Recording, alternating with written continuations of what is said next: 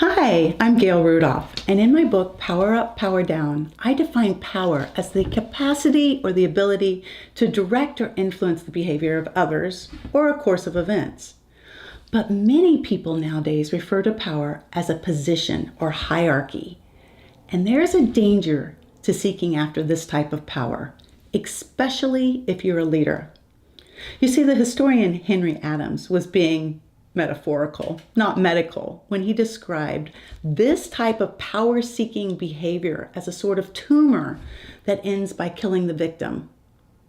Maybe he was not so far off. Dr. Keltner, a psychology professor at UC Berkeley, conducted studies spanning 2 decades, both in the laboratory and field experiments. And what he found was utterly amazing. He discovered that when subjects held this wrong view of power, such as that it was hierarchical, that they had a big ego, that they could control others, and it was a position of dominance, they acted as if they'd suffered a traumatic brain injury. Well, that may help us to understand some of the crazy decisions we've witnessed by leaders recently. You see, according to the study, possessing this wrong view of power dynamics causes the victim to eventually become more impulsive, less risk-aware, more critical, and less apt at seeing things from other people's point of view. In other words, they respond in ways we would expect from someone who had suffered a traumatic brain injury. Furthermore, Abai, a neuroscientist from Macalester University in Ontario, recently described something similar. Unlike Keltner, who studies behaviors, he studies brains.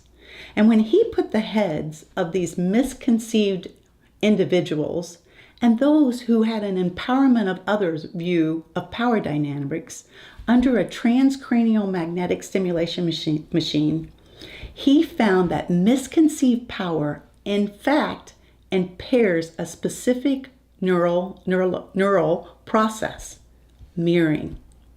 And we know that mirroring may be the cornerstone of empathy. We also know that the lack of empathy is a key diagnostic for borderline personality disorders, or more commonly known as narcissism. Now, I am not saying that these people have a personality disorder, but this may be the reason we are seeing so many narcissistic type behaviors from leaders across all spectrums of business. See, this research gives a neurological basis to what Keltner has termed the power paradox. Once we have power, or we have power over others in the wrong way, we lose some of the capacities that we actually needed to get to the position of leadership that we are now in the first place.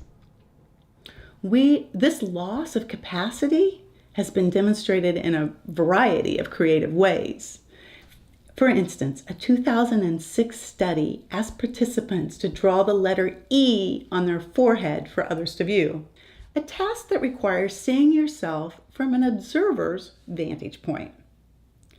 Those people feeling dominant in power were 3 times more likely to draw the E the right way to themselves and backwards to everybody else.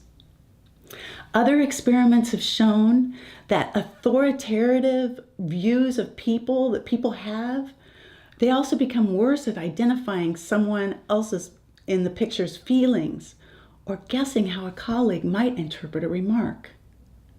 But more important, Keltner says that an authoritative view of power causes people to stop mimicking others. They stop laughing when others laugh, or they don't tense up when others are tense.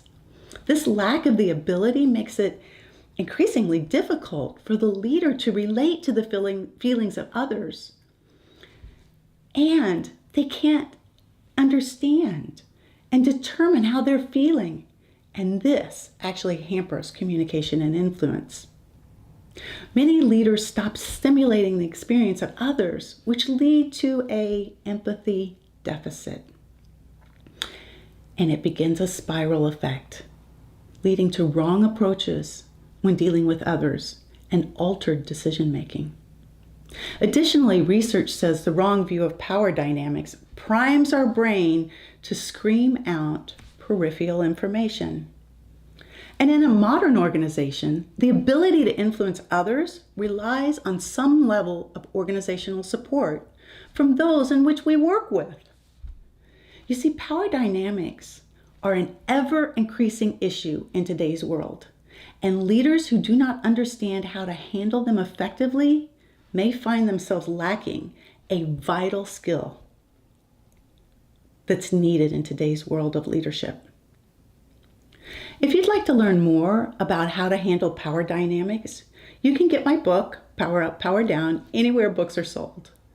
And you might also want to sign up for our mailing list at gailrudolph.com/join to be notified of any trainings to enhance your skills around power and influence. Thank you.